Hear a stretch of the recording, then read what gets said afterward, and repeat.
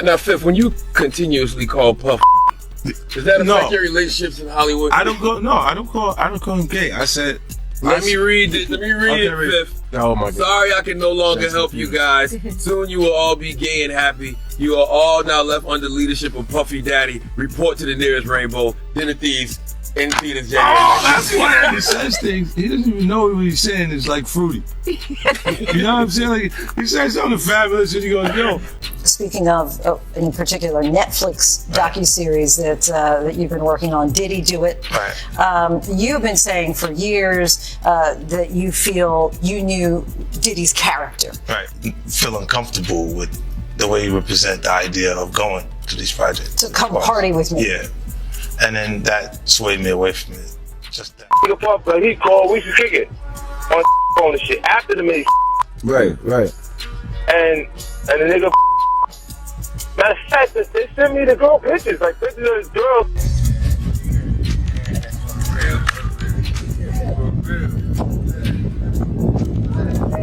You know what I'm saying? He said something striking, and then added, yo. Speaking specifically about the Netflix docuseries you've been working on, did he actually do it? You've long claimed you knew Diddy's character, felt uneasy about how projects that promised fun and glamour could turn uncomfortable. That unease kept you away. There were moments where decisions were influenced by the wrong signals, inappropriate messages, even photos sent under the guise of collaboration. Now, the music world is in turmoil as Burna Boy, the global Afrobeat superstar, reportedly sounds alarms over a high-profile connection with Diddy that he says feels more like a setup than a partnership. The Grammy-winning artist is hinting at serious behind-the-scenes tension, exposing an industry side that's far from polished or glamorous. What was meant to be a powerful collaboration has turned into a closed-door situation filled with pressure, unanswered questions, and growing concern. As details continue to emerge, it's clear this isn't mere gossip. It's a wake-up call that could forever change the way the business is perceived. Isn't it weird that the government was so interested in Diddy's baby oil that they took 1,000 bottles away from his house? If the government took 1,000 bottles of baby oil and somebody had things what appeared to be baby oil, and then you have to listen to the prosecutor. He said that they seized 1,000 bottles what allegedly to be baby oil. Allegedly to be baby oil. So that's telling people that it wasn't baby oil.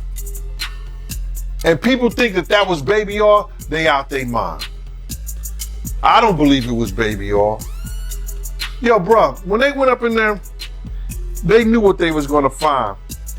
They knew what was ever in that baby oil or that those bottles that appeared to be baby oil, they knew about that at first. You gotta realize 9 times out of 10, that individual that got caught at the airport, that was supposed to be their carrier, told them what they was doing and what they had. I wouldn't put it past that he told them everything. So when they went up in there, they knew they had to take whatever was out there, and that thing that appeared to be baby oil. Remember when Burna Boy was at the peak, Grammy in hand, carrying Africa's name with undeniable force?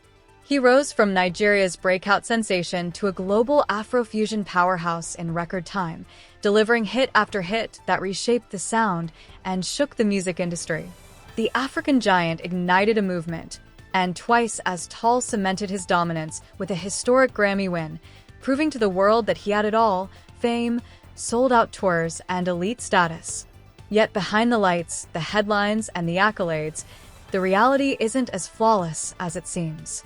Even the biggest names in the game face pressures, challenges, and storms that never make it onto the stage. How many of those come back to be baby oil? Bro, listen to me. Costco don't sell that much baby oil. Where you know sell that much baby oil? Yeah, I don't know any store that sell that much baby oil. I know Costco, they came out and said that they don't even sell baby oil. My sentiments exactly. But you personally, right, what do you believe was in the baby oil? If you ever seen a massage parlor being raided and they walking out the people, do they take the massage oil with them when they go? No, they just walk out the people who are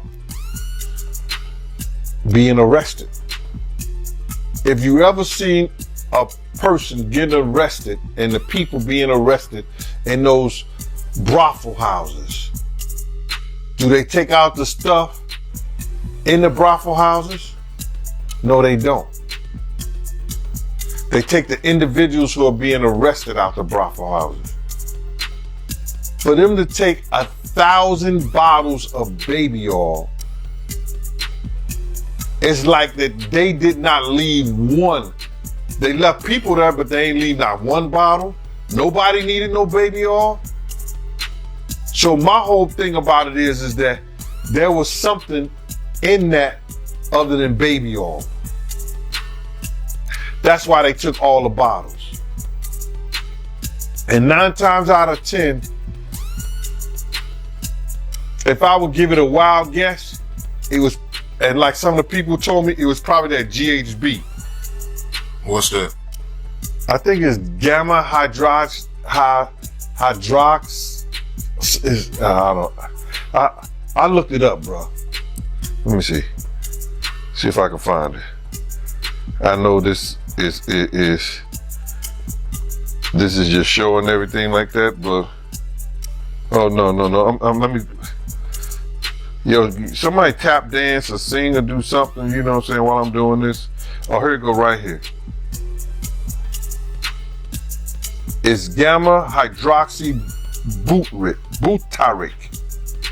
What is its effect on the body? It's a euphoria, drowsiness, decreased anxiety, and memory impairment. It works on the nervous system and gives you this feeling of euphoria. So they take that and rub it on it, and you forget who you are, what you're doing. It can also give you memory loss, drowsiness, and that's under the DEA, the drug. Speculation erupted overnight. Fans and industry watchers wondered how someone at Burna Boy's level could suddenly appear unsettled. One moment, he was showcasing triumph and global dominance. The next, he was posting messages that felt cautious, constrained, and uneasy. Followers scrambled to decode his vague statements, piecing together clues that something wasn't right, until one name shifted the entire narrative: Diddy. What initially appeared to be a powerful alliance between Afrobeat's dominant force and an industry heavyweight quickly raised serious questions. Burna, already succeeding on his own terms, subtly hinted at creative pressures, restricted freedom, and the sense of being boxed in, revealing that even at the pinnacle of success, the spotlight can come with unseen restraints and unexpected costs. No, you want to sit around and pretend to like bitch. That's what y'all do. And then you get these hard jostling. So I'm just like curious. these are the you like half man bitches. No disrespect, but jostling rough. Them shoulders is. And the way she like running up on, I already know she done strapped up on you. Ooh. So, Jack, let me ask you. There's some of the shocking things. I hear that mean with a harness. Oh. Okay, not a harness. Yeah. So I gotta ask you this. I'm sure somebody's already asked you this, but have you ever been to a P. Diddy party? Yeah, several, many, honestly. And so, can you take us through like what goes on, like when you were there? What did I say when y'all asked me about why was the TD Jakes at the Diddy party? Yeah. What'd I say? Money. And That's correct. Were you surprised that there were so many cameras in his houses?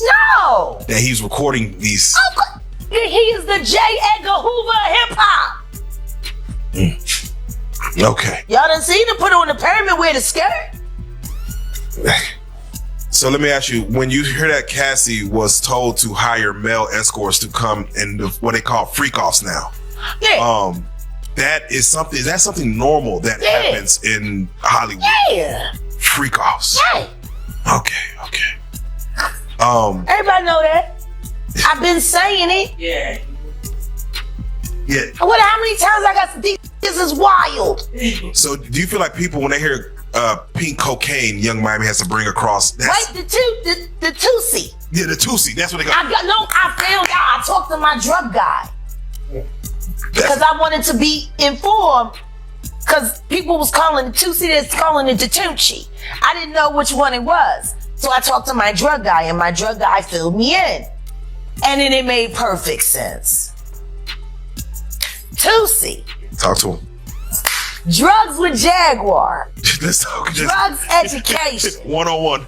So Tusi is the cocaine, but they take the ketamine and cook it up, and they fold it into the coke. Now, if you don't know what ketamine is what they call on the street Special K. It's a veterinary drug. It's a horse tranquilizer. Now, gay men have been using this for years. See, back in the day, if you went to a gay party or a gay rave, there were certain drugs that you would always find on hand. Viagra, ecstasy, Special K, and cocaine. Now, see, the cocaine keep you up all night, but unfortunately, it gives you limp noodle because of what the blood flow is. So you with a half-hard dick all night. So that's why you have the Viagra, to make sure that the dick involuntarily stays hard while you're numbing yourself with the coke. Now, see, the ketamine, that's a horse tranquilizer, so that relaxes all your muscles. You could get by 80 ton gorillas. You wouldn't feel a thing. So now, your dick is gonna stay hard. You numbed up and you high. You got the ketamine in you, so you don't feel shit. And then you add the ecstasy to put in the feeling that you've now blocked out. And now you got a party. You might be wondering just how serious this situation really is, and the truth is, it's far more complex than it appears. Reports indicate that Burna Boy's agreement with Diddy raised major concerns, signaling red flags rather than a strategic win. On paper, it looked like a bold partnership, Burna providing the sound, Diddy supplying the industry machinery. But behind closed doors, the reality seems far less balanced. Sources suggest the deal was loaded with restrictive fine print, covering everything from revenue splits to creative decisions and tour control, turning what seemed like an opportunity into a tightly managed arrangement, where freedom was limited and every move came with strings attached. This is stuff that happened back in the day. And then maybe that if they knew there was going to ever be a YouTube, or they knew there was going to ever be social media, a lot of the stuff probably wouldn't have got played out like it did. But things happen, and these are just stories from the past. I would like to use that as, what you call that, just to clear the facts up what's going on. But it all started, we was in Atlanta. And this story starts when I'm with Puff, and he's in the exotic bookstores, and he's doing shopping, right? He's shopping, getting his stuff and everything like that. So, you know, this is the first time I was ever in the exotic bookstore with Puff. So, you know, I'm giving him his space. He's taking things off the shelves and stuff like that, because they gave him a brown paper bag. When they gave him a brown paper bag, he was just putting stuff in there. So I said, damn, you know, he got to go put it on the counter and, you know, show everybody what he's getting. So as he's going, I'm just looking at the places where he's picking stuff from. So there's one part he picked up some things from up here on my left side. And then he picked like quite a few of them down. I'm like, okay. He put them in the bag. So when I went by there and I looked up there, and it said butt plugs. And I was like, hey, yo. I was messing with him. Because people don't understand, you know, we was like friends. He was a part of the same gang, so I'm still gonna tease him. I'm still gonna mess with him and everything like that. I could do that. It wasn't just no security thing. So I say, yo, what are you getting this for? And it said butt plugs, and he was like, yo, can I do my shopping by myself? I said, yeah, you can do it by yourself, brother. And he started walking and everything like that. When we got to, I just waited at the counter. When he got to the counter, he didn't even have to show the guy nothing. He just gave the guy a wad of money. I mean, like, he gave the guy a stack, something like this. And Puff wasn't the dude that carried no 20s and no 50s and nothing like that. And I mean, like, he just said, boom. And we walked out the store. So we had to leave Atlanta and go to North Carolina for a show. You understand? And it was him, this rapper, Sarah, and this other girl. We all got on a G5 jet, and we flew to G4 jet, and we flew to North Carolina. So later on that, I think that afternoon, same day, this rapper and him, they all in the room together. You know, it's Sarah, the girl, Puff, and this dude. This wouldn't be the first time an artist learned this lesson the hard way. Music history is full of legends who signed deals that cost them more than they gained, icons who sold millions, shaped culture, and yet struggled to maintain control over their own work. And let's be honest, Diddy is no stranger to high-stakes negotiations, which makes the question of what Burna could lose all the more pressing. The risks aren't minor, potentially affecting his sound, his brand, his earnings, and the creative independence that made him a global force. Deals like this can tighten around an artist's entire career, turning success into ongoing limitation. The stakes escalated further when Burna reportedly hinted in a leaked conversation that the arrangement could extend across multiple revenue streams, performances, merchandise, partnerships, giving the impression that while Burna builds the empire, someone else might be positioned to claim the lion's share, leaving him with far less control than the spotlight suggests. At the door and stuff like that, like, yeah, so then next thing you know, somebody rang the doorbell. We had the presidential suite where we was at. So I opened the door, and the dude said, yo, I'm here for my cousin. I said, who your cousin?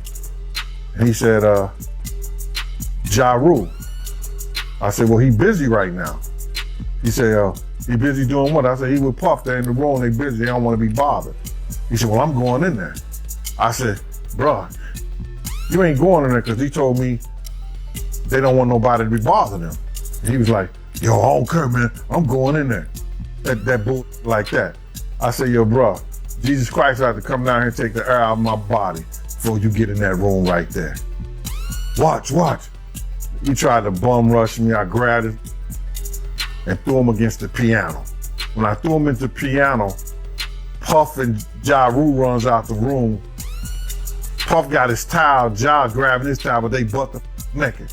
And so then Ja was like, yo, what's going on? Yo, G, that's my cousin. He know me well, you know, and Puff was like, yo, G, what happened? I said, he tried to get in the room. I told him he couldn't get in the room. And he was like, Puff looked at Ja. He said, yo, Ja said, you didn't want to go in that room because there's a lot of freaking going on. So I was like, oh, he said it was a lot of freaking going on. So that was basically that story, man. You know what I'm saying? They went back in the room, dude felt a certain kind of way, and he left out. So I seen them at the concert the next day, and they tried to, you know, form up against me. But my man Frank was like, I told my man Frank, I was like, yo, Frank, put yourself in that position. Somebody trying to get in the room, and Ja told you don't let nobody get in the room. What would you do? Now, y'all can do whatever y'all want to do, man, but you know I ain't taking no losses. He said, yo, you good, and that was it. Bro, when Ja said, you don't want to come up in there, a lot of freaky stuff is going on. You got to use your mind. What they was doing with those butt plugs. With Diddy deeply involved in Burna's orbit, you'd expect nothing but elite moves and non-stop wins. Yet, reports indicate the deal generated more tension than triumph. On the surface, everything looked flawless. Polished studio sessions, high-profile outings, and public praise projecting the image of an unstoppable partnership. Behind closed doors, however, the reality reportedly shifted quickly. Creative visions clashed, disagreements over control and finances mounted, and the polished exterior began to crack. What once appeared to be a powerhouse alliance slowly turned into a pressure cooker, proving that even the flashiest collaborations can falter when the real work and real stakes start to surface. He put the boots to that girl. She's supposed to be a good bitch, no matter who she with. All the time he putting a groom in her. Of course he thought it was still gonna work. He thinks he's God. Ain't doing shit. I raped the f*** out of that bitch, put the boots to her last time I seen her. Her and her trainer, boyfriend, husband. I don't get no. So you hear about stories of Diddy like shooting people, blowing up cars. Yeah. Is he this gangster that behind the scenes that is that him or is that Shout out to Wendy Williams, the first woman to uncover the homo thugs. That's what these down low bitches was called when Wendy first started talking about it in the 90s, the homo thug. She talk about Diddy. And then what's the stuff that's happening to Wendy Williams? Do you think this is all connection to? Of course. They've been waiting. He's been waiting. He was waiting for Kim. Remember? He was waiting. The casket was ready. She was literally casket ready. Some people are saying the whole Wendy Williams documentary that she's pretty much allegedly playing this way to keep herself safe from him, from any unaliving. It's been working for Orlando Brown. Why wouldn't it work for Wendy? To play crazy. Why wouldn't it work? Hey, hey. The oosh gosh whoosh wash. Orlando's brilliant. Right. Yeah. Y'all spent time with him. We did. Yeah. He's highly intelligent. Yes. Imagine what it's been like to wear this character for this long. No. I can only... That he does is a character. Actually, the shit he does online is the best acting he does. Is he speaking truth? Of course he is. You know? We seen Quiet on set. Major pain in his ass. Literally. Since he was a kid. Man. And if eating milk, well, talking about expensive pain in his eyes. Wait, this is Philly you're talking about now. Wait a minute, Jack. Me. Wait a minute. He's a f***ing Fruit Loop. He Diddy fried. This is Philly. He's a deep fried period. He Diddy fried. He Diddy fried. He the Diddy do our bop. Me. Real rap. You think that audio that they put out was real? Yeah, that was him. Nicki put that out there. That Nicki recorded that at the off in the Calabasas. She been waiting to drop that shit with Meek. She just wasn't gonna tell nobody it was Diddy. But now that Diddy out there, why not? So then who's the guy who's claiming he recorded it? Oh, somebody that got paid? Yeah, he said like I was standing somebody outside the that door. got paid. Yeah. Just like it wasn't seminal fluid that Justin Bieber was wiping away from his mouth when he brought his face up from Odell Beckham's groin in a club with Trey Songz on the lookout. The images are there.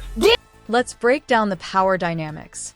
Diddy commands decades of industry clout, deep connections, and influence, while Burna Boy brings an equally formidable force, raw creative fire, and a global fan base that follows him in real time. On paper, it looked like a clash of titans. But fans quickly sensed something was off as Burna's sound began to shift, not as natural evolution, but as if his originality was being reshaped to fit someone else's mold. The pressure seeped through interviews, his energy dimmed, and the confidence that once roared now sounded restrained, like momentum held mid-stride. What began as a headline-grabbing collaboration quietly morphed into a struggle behind the scenes over music, image, and control. The fight was no longer about hits, it was about protecting his voice, even as the silence around him underscored the staggering cost of the game. They saw what he did to Cassie. With the kicking, the punching. They saw what they did to Cassie. They know did nobody in America like that. So now, these people are represented by a brand. Whether it's something about the music, clothing, movies. They're not gonna come out and speak on nothing that has anything to do with them. And they praying that they not on the tape doing crazy stuff, being oiled up in the whole 9 yards. They praying. So until the feds say, hey, yo, listen here. We got you on, hey buddy, we got you on this tape, and girl looked like she was pretty young. We're not gonna show it, but we need you to come and testify against Brother Love, P. Diddy, Puff Daddy, you know, Sean Combs. That's when they're gonna start talking.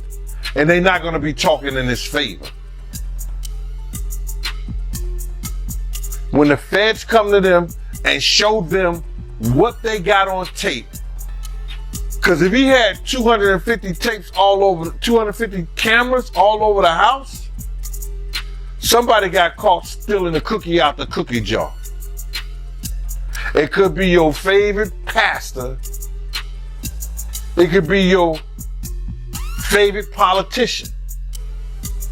But they didn't think they was being watched. And Brother Love was watching. Yeah, I mean, TD Jakes, he haven't even came out and said anything. And him and Diddy was real cool. Amen. Amen. Yeah, man. And I know the people in the congregation over there is shaking in their boots because this man then led them probably, allegedly, probably led them to damnation, because those people's hearts are going to be broken if that man is seen on those tapes doing anything. Because people always put their faith in the pastor instead of putting their faith in God. And what they need to do is understand that he's just a man. And he has a history. It's not looking too good for him. So you feel like celebs are worried that they might be on tape? Oh, they know. That's why they ain't speaking up or saying nothing. Yeah, I was at a Diddy party, but I know I ain't do nothing. When you don't know somebody's taping you, when you don't know that somebody is videoing you in some kind of form or fashion, you got that alcohol, you got the drugs in you, they're a little loose, bruh.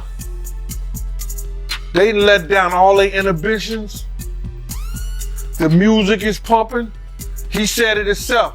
He got it so hot in there that you gotta take your clothes off. He said that himself, bruh. So a lot of them, like what he said? I think a lot of them was being swallowed. Have you ever been swallowed? They tell off on themselves all the time, man. You just gotta listen. But why do you think Diddy had all them hidden cameras? Bro, when you that powerful, you didn't get that powerful without having 1 or 2 or maybe 3 ups on somebody. Diddy always been the type of individual that want to have ups on the next person no matter what they was doing. Like, he always played artists against each other. He did it to Big, he did it to Craig Mack. You understand?